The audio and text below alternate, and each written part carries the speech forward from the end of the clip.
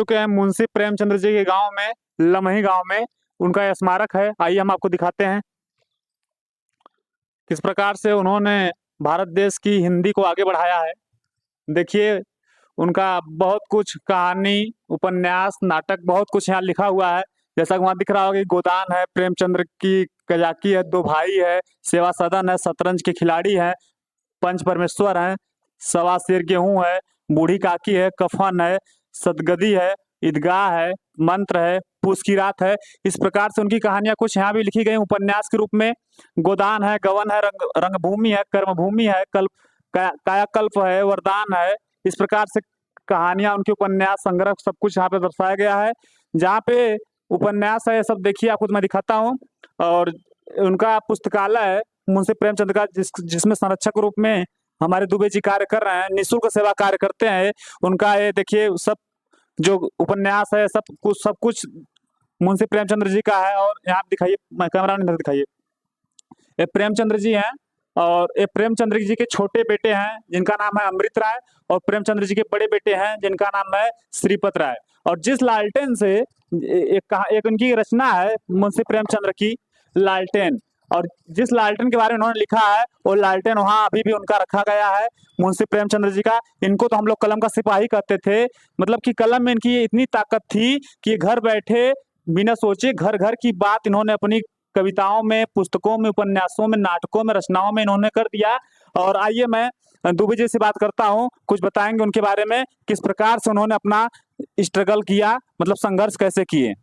जी, ऐसा है कि लोग पूछते हैं कि प्रेमचंद जी जो है लिखना कहाँ से शुरू किए। जी जी। तो प्रेमचंद जी के एक मामू थे जो कि एक हरिजन बस्ती से, हरिजन से जो है उनका प्रेम प्रपंच जो है शुरू था। और प्रेमचंद से बड़ा वो जलते थे। जब ये पढ़ते थे, लिखते थे तो उसे जलते थे। संजोग से एक दिन जो है वो अपना सब हरिजन मिल करके उनको अपना मारे पीटे। और फिर प्रेमचंद को जब पता लगा, देखे तो जो है कि अपने साथियों में जाकर के वो बोले अपने छात्रों के बीच में। तो उन लोगों ने जो है कि उनको एक राय दिया कि यह लिख के और उनके जो है कि तकिया के नीचे या उनकी चारपाई पर रख दे। वही अपना जो है अपना छोटा सा अपने मामू के लिए एक हास्य का जो है उन्होंने वही चिट्ठी लिखा, लिख करके अपने मामू के सिरहाने रख करके चले गए स्कूल। जब स्कूल से लौटे तो सोचे कि देखिए मामा का क्या हाल है, हुआ कि नहीं हुआ। तो अपना वहाँ से है देखे तो मामा अपने जो है चारपाई पर नहीं थे, उनका बिस्तर उस्तर सब खत्म हो गया था, झोला मोला लेकर के वो चले गए थे। तब प्रेमचंद को लगा कि जब ये छोटा-सा मैं लिख करके इतना बड़ा जो है कि बात कर सकता हूँ, अच्छे-अच्छे को जब मैं कर सकता हूँ, तो मैं तो बहुत कुछ कर सकता हूँ। तो लिखने की प्रेरणा उनको वहाँ से मिली। अब पढ़ने की प्रेरणा इनको जो है कि अपने पिताजी के साथ चले गए। उनके पिताजी जो है डाक मुंशी थे। वो जो है उनका ट्रांसफ़र होता था गोरखपुर चले गए। गोरखपुर प्रेमचंद जी वहाँ पर चले गए जहाँ की मिडिल भी पास किया उन्होंने वहीं से। तो एक जो है किताब की दुकान थी बुद्धिराम की जो है, तो वहीं पर ही अपना जो है कि पढ़ने नहीं जाते। इनके पिताजी थोड़ा-सा कड़क मिजाजी थे, अपने पिताजी के मिजाज की वजह से थोड़ा-सा हटा रहते थे। तो अभी समय कहाँ पास करें, तो वही बुद्धिराम की दुकान पर जाते तो वहाँ कुंजियाँ लेकर के पढ़ते थे। और उस समय के तमाम जो है कि उर्दू में तमाम नॉवेल्स निकलते थे, उसको जो है कि पढ़ते थे। तब पढ़ने की शिक्षा वहाँ से जो है कि शुरू हुई। तब प्रेमचंद जी ने भूत को पढ़ा, वर्तमान में जिया, वर्तमान में जी करके भविष्य की बात करते। उन्होंने भूत को पढ़ा, वर्तमान को देखा और वर्तमान जी करके उन्होंने भविष्य की भविष्यवाणी कर दी। तो उनको जो है वहाँ से प्रेरणा मिली जी पढ़ने की, और यहाँ से मिली जो है कि लिखने की।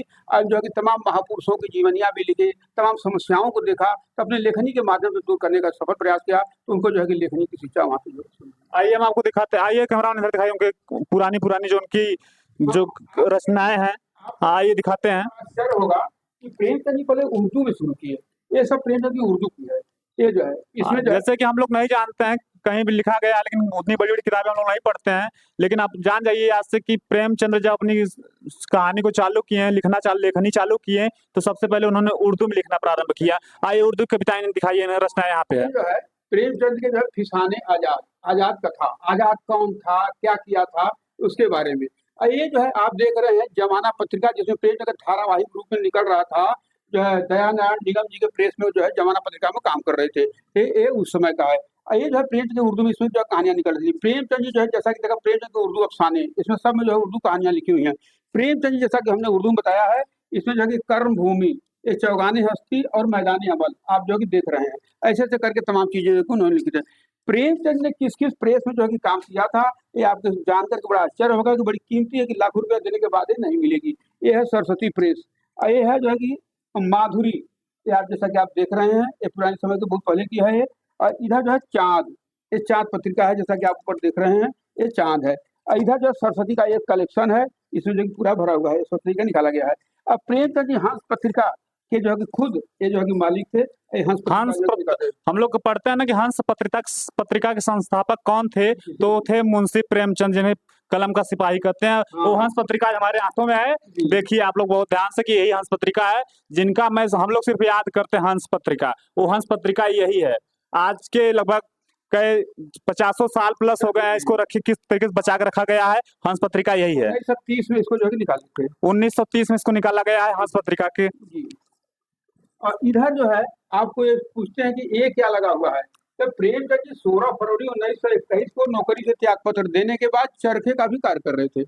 ये जो है चरखा है सूत हम लोग काटने वाला। जानते हैं कि चरखे का कार्य सिर्फ गांधी जी करते थे, ऐसा नहीं है। हमारे मुंशी प्रेमचंद्र जी भी जी, चरखे का कार्य करते थे, उनका चरखा यहाँ पे है। जी। और ये प्रेमचंद जी जो है हुक्का के बड़े शौकीन थे। ये जो है हुक्का पीने के बाद जो है ये अपना मिजाज जब बन जाते लिखना अपना जो है शुरू कर देते थे। इधर जो विलुप्त होती स्मृतियाँ, जैसा कि आप देख रहे हैं रेडियो है, और उधर पेट्रोमेक्स है, लालटेन है, घड़ी है, ये है।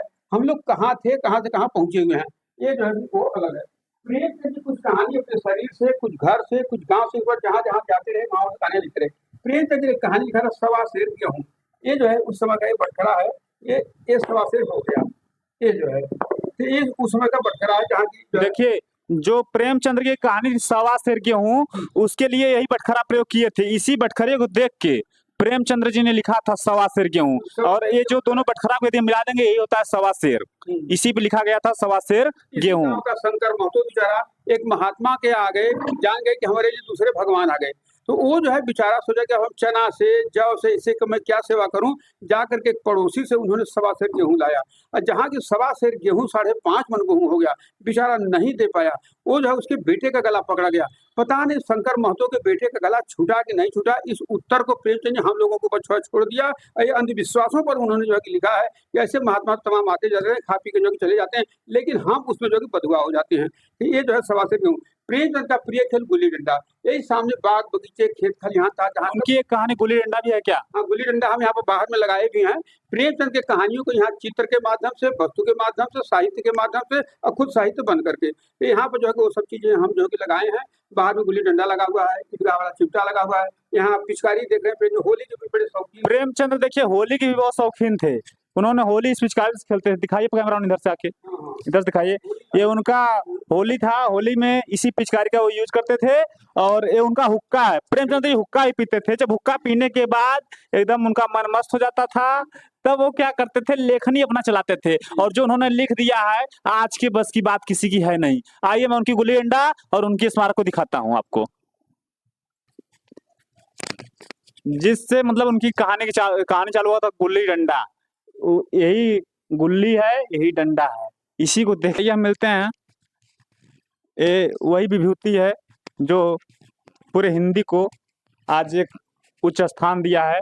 यही है मुंशी प्रेमचंद्र जी। ये इतना लिख दिए कि आज कोई पढ़ नहीं सकता। लिखने की तो बात ही छोड़िए। बस।